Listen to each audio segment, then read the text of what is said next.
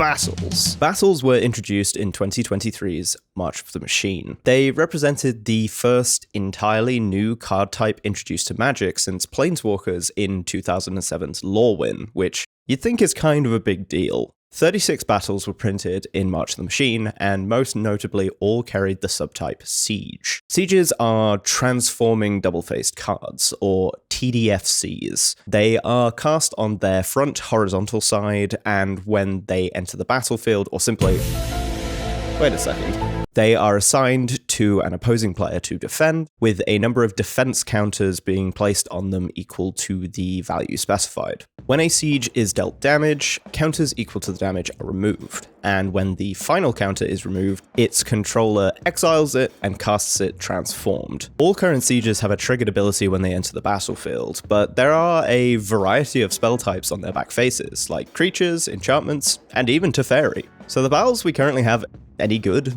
Well, as you'd probably expect, it's a mixed bag. Invasion of Gobekhan, for instance, saw a reasonable amount of play as a sideboard piece at Pro Tour Outlaws of Thunder Junction, and Invasion of Ikoria is a favorite of green lists in CEDH. But if you look at Invasion of Lorwyn, you'd probably find yourself wondering why its effect would ever cost 6 mana. Seriously. But this isn't surprising. While the design team at WotC no doubt did plenty of testing ahead of Battle's release, it's hard to know exactly how an entirely new card type will be received, and what players will actually do once we get our grubby little mitts on them. There also exists the internal balance considerations of all of a new card type releasing at once, having to be scaled in power over the levels of rarity, and this new card type neatly coexisting in environments like Sealed and Draft. Particularly alongside the Multiversal Legends bonus sheet that came with March, boasting reprints of all-timers like the Praetors, Lurrus of the Dream Den, and that goddamn monkey that keeps stealing my lunch money.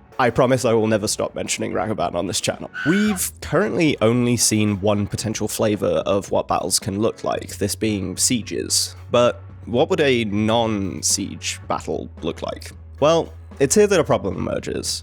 The logical step for battles would be to move away from the ideas of attackers and defenders tied to sieges in favor of a level playing field, this being a skirmish, for example. The issue that exists here is that a neutral form of battle would probably create a large potential downside for the caster. If a skirmish followed the format of a siege where it is cast and has an ETB effect, but can then be attacked by any player for the potential reward of casting its reverse, why would anyone take the risk of casting them in the first place? I don't know whether you've noticed, but measurable downside on cards is not a thing we see much in Magic in 2024. There's also the high potential that a neutral battle type ends up slowing the pace of games to an even greater extent than sieges potentially do.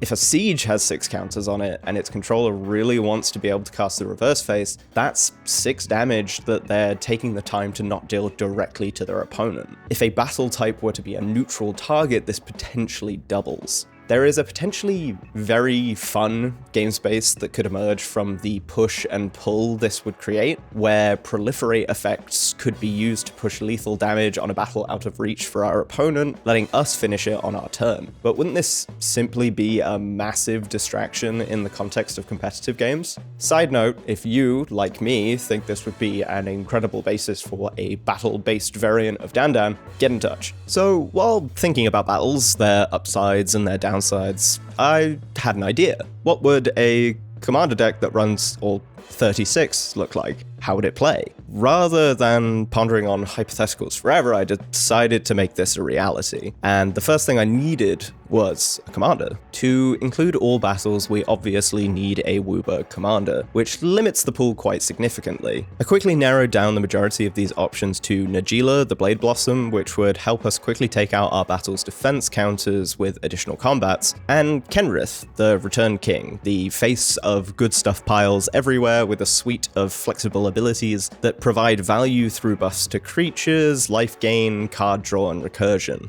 While Najeela would be great for a battles deck. She has a reputation that might draw some unwanted attention to the otherwise janky nature of the list, as well as encouraging an aggressive playstyle that I didn't necessarily want to lean into. What I actually wanted was to not hit my battles at all, but instead for my opponents to do it for me, which is where the bargaining chips that Kenrith offers, given all his abilities can target opponents and their creatures, are perfect. The idea of not hitting my own battles became, in fact, so tantalizing that I decided I couldn't just play this deck as normal, and in fact, I had to concoct a set of rules that would fit the theme of the deck and kneecap its ability to be good even better than the cards I chose to include. Also, the fact that it's got 36 battles in it. I wanted to create my own sort of minigame, a Cold War simulator inside a commander deck that rewarded my ability to politic, as I won a slow campaign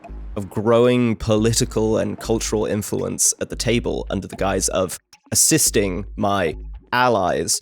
I personally can't think of a real-world analog for this, but if you can, maybe let me know in the comments. So, the rules. First things first, I can't hit my battles with any spells, creatures, or abilities that do not originate from a battle themselves, with the slight exception that a creature, if buffed by a battle like Invasion of Kylum, can actually take advantage by hitting a battle if necessary. This helps avoid a complete stall if the table decides to stop playing my game, but the goal here is to use Kenrith's abilities as bargaining chips to get my opponents to fight my battles for me, so the restriction is necessary. The second restriction is that Kenrith himself cannot swing. He's a king, he's not getting down in the dirt with the peons, he's giving the orders, making deals, and taking the credit. The third restriction is based around the cards in my deck that sadly aren't battles. I wanted to build in some sort of aspect that shows the growing influence of my empire. It was here that I thought about the idea of some sort of victory point or power system, like that found in one of my favorite board games, Scythe. In Scythe, you gain victory points through different objectives, whether that be military victories, achieving secret objectives, or mastering architecture by building a whole 4 structures.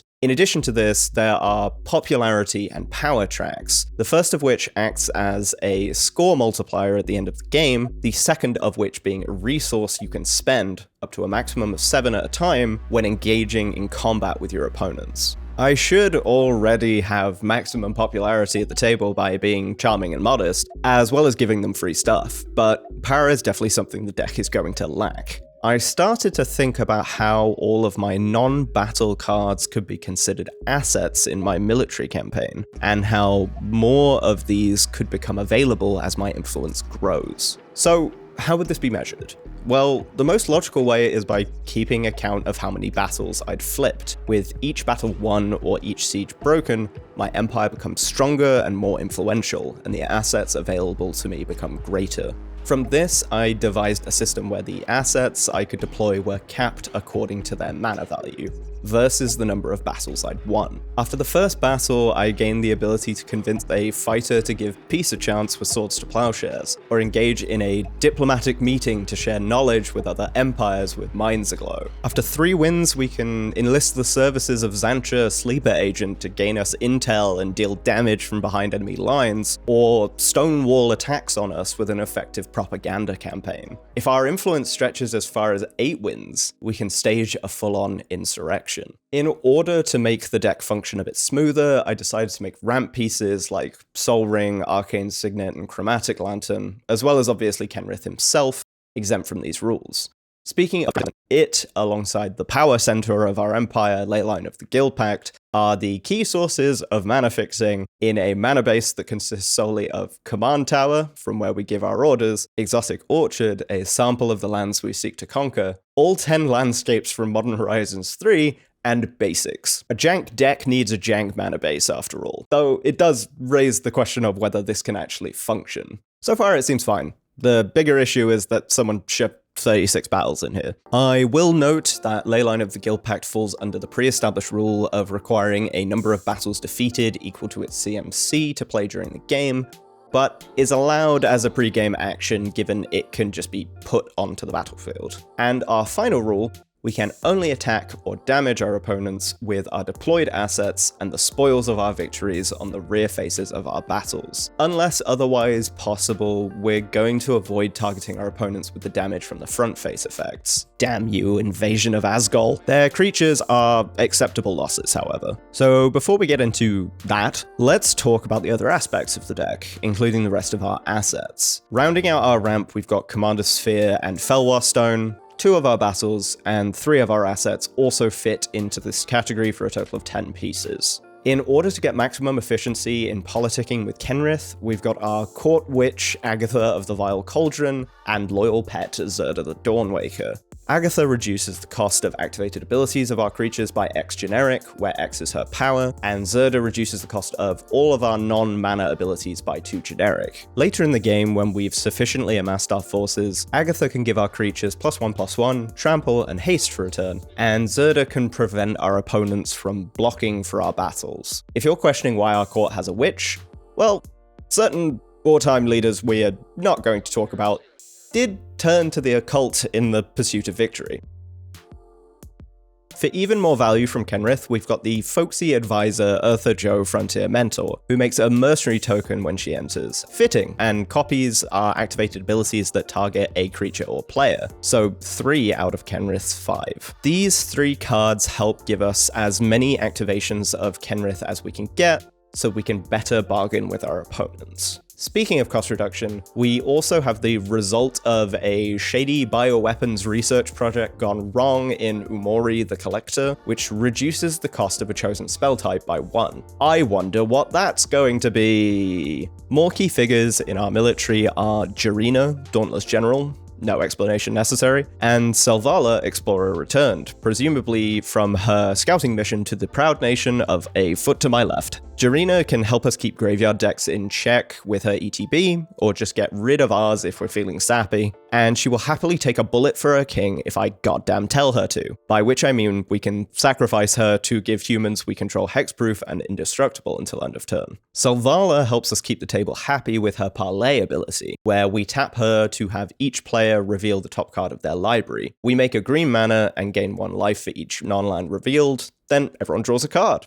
Hooray! For further protection, we can rely on our forces for a heroic intervention, and if we want to sow some discord or rebalance enemy forces, we can rely on our Daring Thief, which, when it becomes untapped, allows us to exchange control of a non-land permanent we control with a permanent an opponent controls that shares a card type with it. I love this card.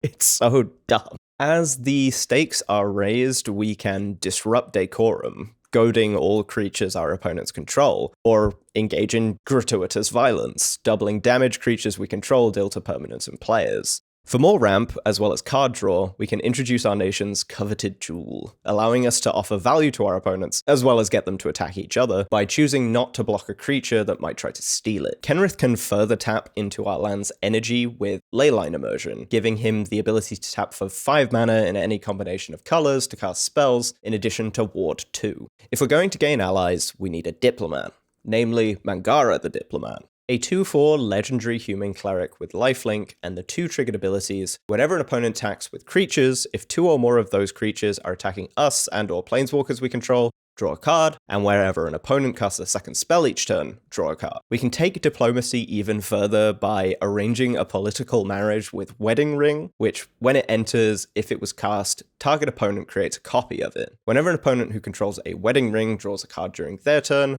we draw a card, and whenever they gain life during their turn, we gain that much life. And while we're on the subject of weddings, we need a queen. You'll do. Queen Marquesa is a legendary 3/3 human assassin with Death Touch and Haste that makes us the Monarch when she enters. At the beginning of our upkeep, if an opponent is the Monarch, we create a 1/1 black assassin token with Death Touch and Haste. Monarch is great for drawing cards and bargaining with our opponents in the same way as Coveted Jewel, as well as being our rightful title. Lastly, we have Aurelia the War Leader, a legendary 3/4 angel with flying, vigilance, and haste, which, whenever she attacks for the first time each turn, untaps all of our creatures and gives us an additional combat phase. A fitting leader for our troops once we have amassed our forces, and there is also the nuclear option. Blasphemous Act is a classic board wipe, dealing 13 damage to each creature, and fittingly becomes cheaper the more conflict escalates. As a result, our government gives us the option to push the big red button with less battles won for each creature on the field. The Fallout printing feels particularly appropriate, just look at that flavor text. And that's the whole deck. See you later! Look, I get it. You people come here for stupid levels of detail about topics that are niche at best. So, who would I be to deny you that? Let's talk about every battle. First, we've got Invasion of Alara. It's a fun card. It suffers from the same casting challenge of every Wooburg cost card, but offers us the choice of 2 cards, one to cascade into and one to draw, to prevent that classic whiff situation we all know and love. It lands with the highest amount of defense counters currently seen on a battle, tied with Invasion of Arcavios at 7, but I can see why, given that Awaken the Maelstrom, the sorcery it turns into, does everything? It draws us 2 cards, lets us cheat out an artifact, make a copy of a permanent we control, distribute 3+1/+1 counters among creatures, and then destroy a permanent an opponent controls. Not to mention, it's all colors to tick a box for decks like Jared or Jensen Carthalion. It takes a lot to get Awaken the Maelstrom off, but the impact can be huge, and often feels like a fun include if we're playing a 5-color deck anyway. Not for the purposes of this exercise that I have a choice.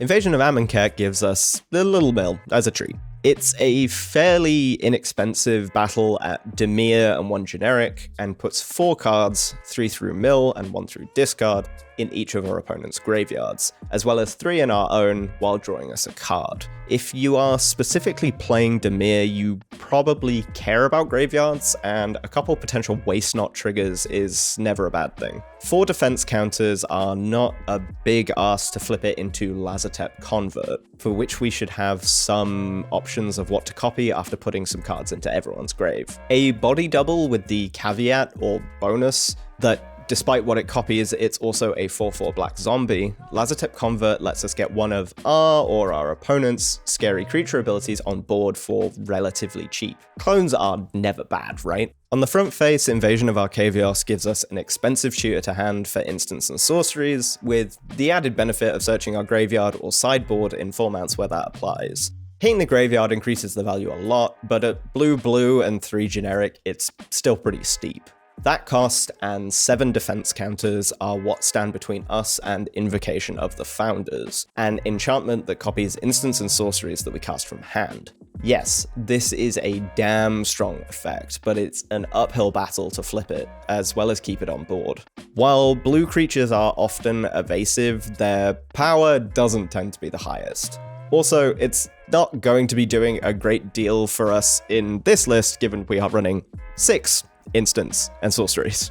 For Rakdos, we get a battle with 4 defense counters that makes a target player sacrifice a creature and lose a life when it enters. This is a cheap source of non-targeted removal that can be great value against players with small board states. On the rear, we get Ashen Reaper, a zombie elemental with menace, and the triggered ability to put a +1/+1 counter on it at the beginning of our end step, if a permanent was put into a graveyard from the battlefield that turn. Invasion of Belanon is 1 white and 2 generic for a battle with 5 counters that makes a 2/2 white and blue knight creature token when it enters. It transforms into Belanon War Anthem, which gives all our creatures +1/+1. With the same cost and counters, Invasion of Dominaria gains us 4 life and a draw, and transforms into Serra Angel.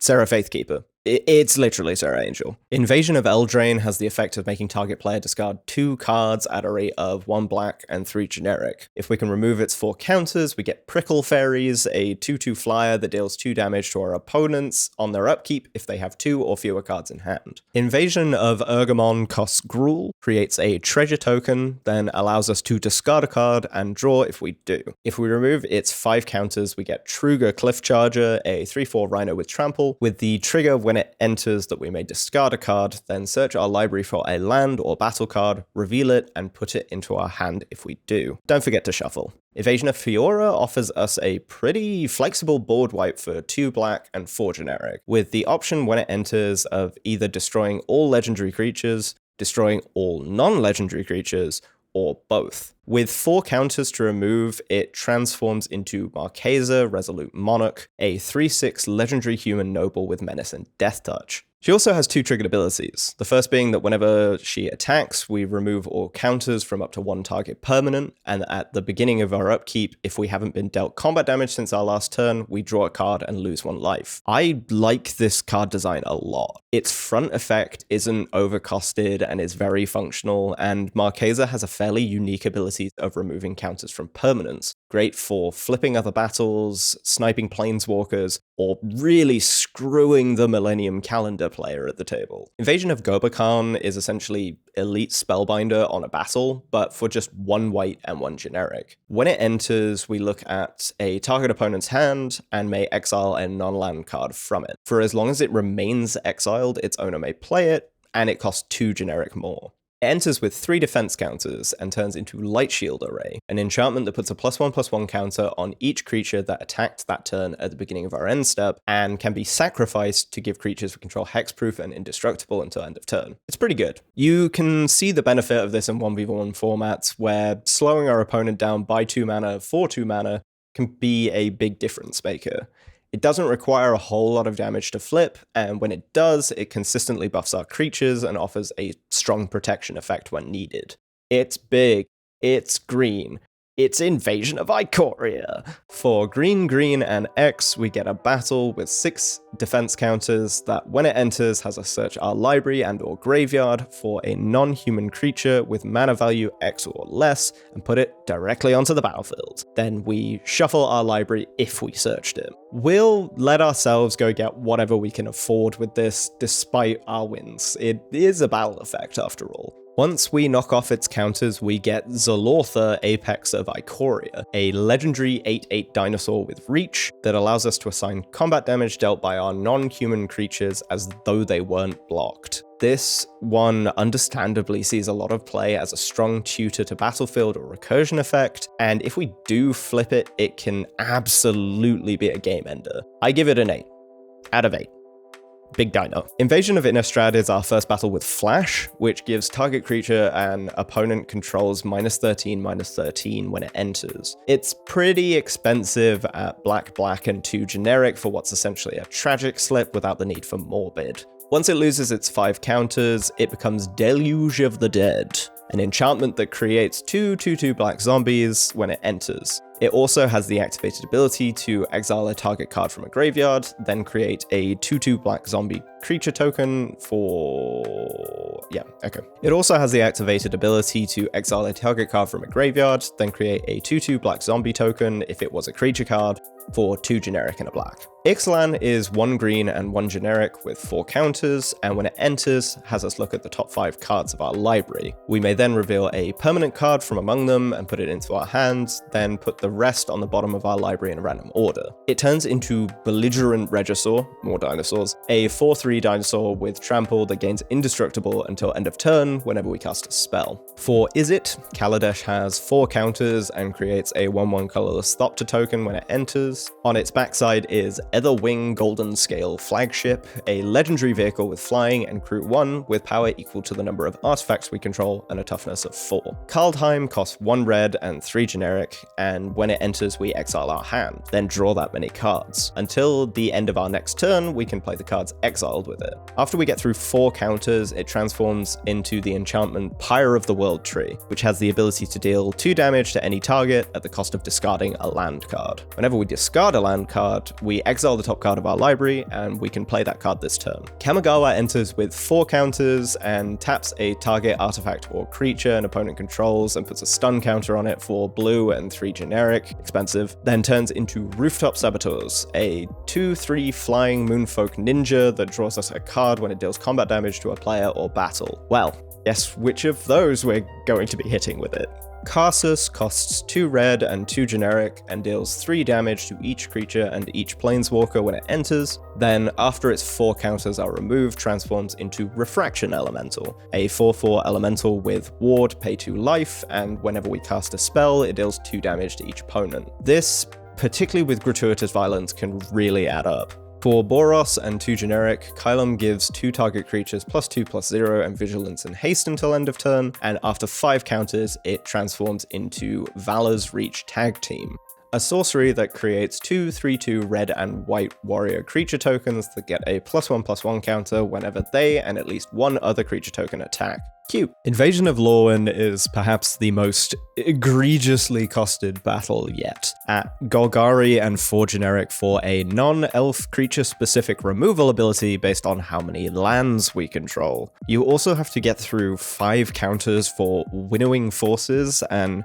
elf warrior creature with power and toughness equal to the number of lands we control. Yeah, this card sucks. Mercadia lets us discard a card to draw 2 for 1 red and 1 generic, and requires 4 counters to be removed before transforming into Chiron Flamewright, a 3/3 goblin spell shaper with the ability to pay 1 red, 2 generic, and tap it to create 2 1/1 blue and red elemental creature tokens, and give creatures we control +1/+0 and haste until end of turn. Moag puts a +1/+1 counter on each creature we control when it enters, with 5 counters for Selesnya and 2 generic, then transforms into Bloomwielder Dryads, a 3/3 Dryad with Ward 2, and the ability to put a +1/+1 counter on a creature we control at the beginning of our end step. Muraganda also puts a +1/+1 counter on a creature we control, but it's sicker because it makes them fight. Specifically, a target creature we don't control. It costs 1 green and 4 generic, and requires 6 counters to be removed before it becomes Primordial Plasm, a 4/4 ooze that at the beginning of combat on our turn gives another creature +2/+2 and causes it to lose all abilities until end of turn.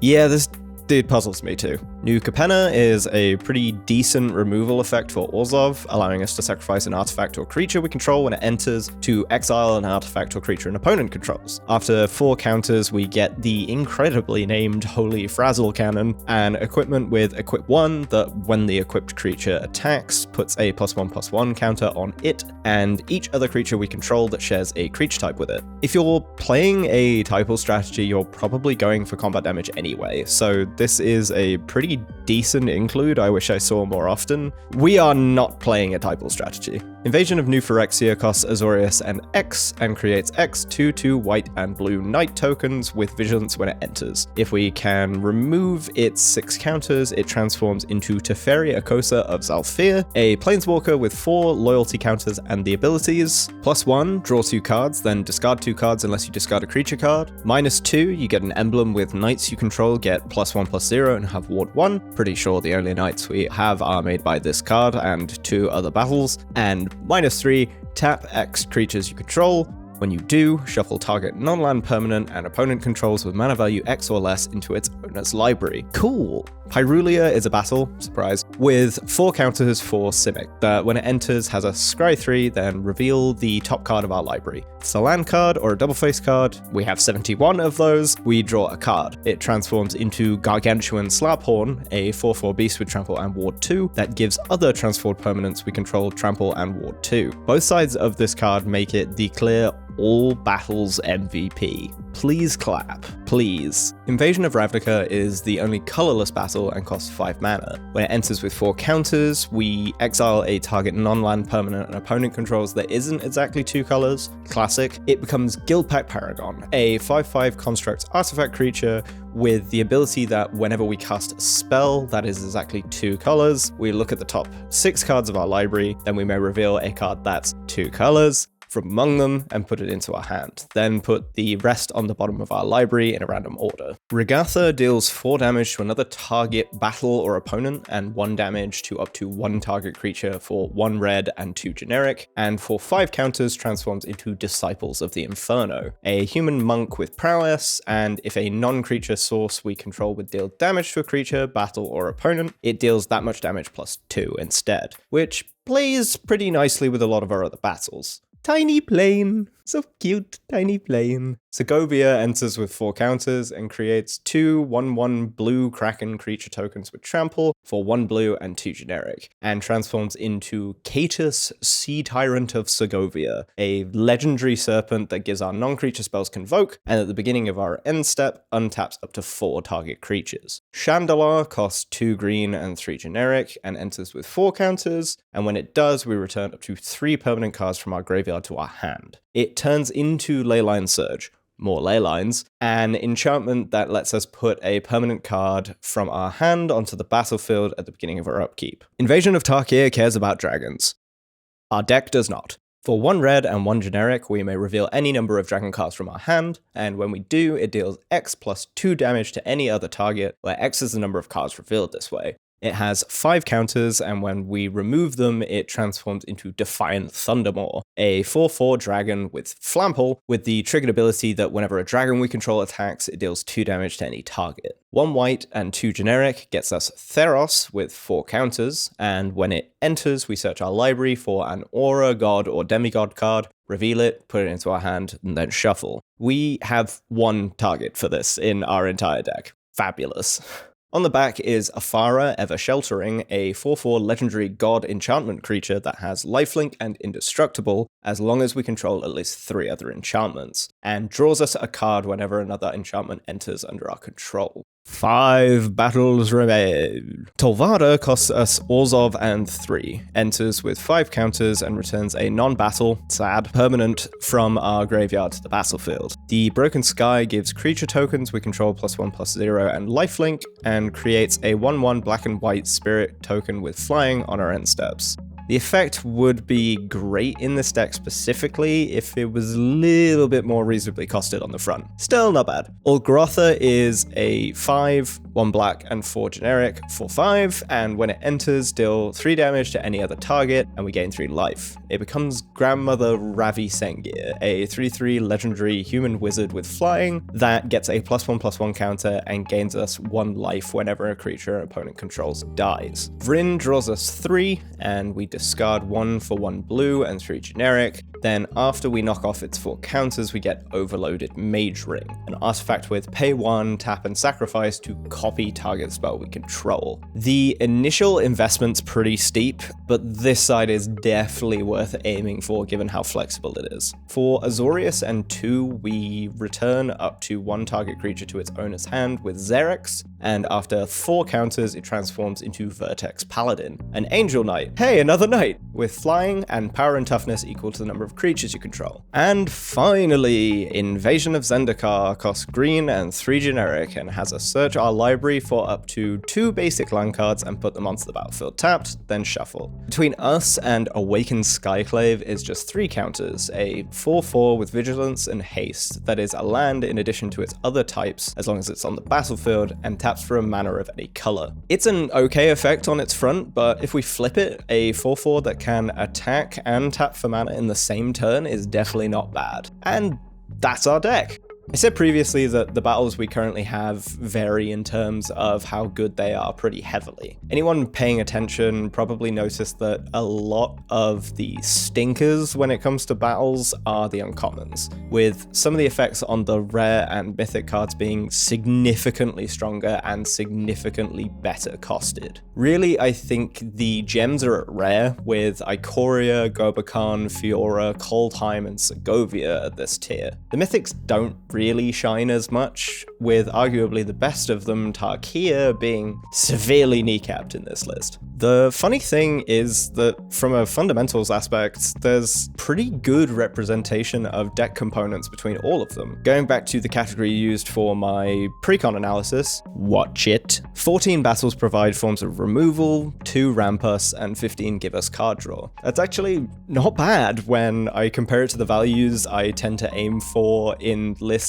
I build that don't require me to run every card of a single type. And how does the deck play? It's fun. It's stupid. It's about as casual a way to play Magic as there is. And it definitely requires your opponents to be open to playing the game a little to keep things going. Otherwise, you definitely have to start breaking the rules. As it turns out, once you start flipping a couple battles, you start to accumulate a few fairly strong effects that can definitely help you eke out a win. I found that the red battles in particular are good at wearing opponents down, particularly with a few working in tandem, with one of my wins previously coming from the combination of dumping a handful of lands for 4 damage apiece with Pyre of the World Tree and Disciples of the Inferno. At the end of the day, this is one for a pod that gets what you're trying to achieve, and it is theme over everything else. Arguably, it's the most commander deck I've ever made. taking the goofiness one step further by essentially sticking a self-imposed mini format on top of it just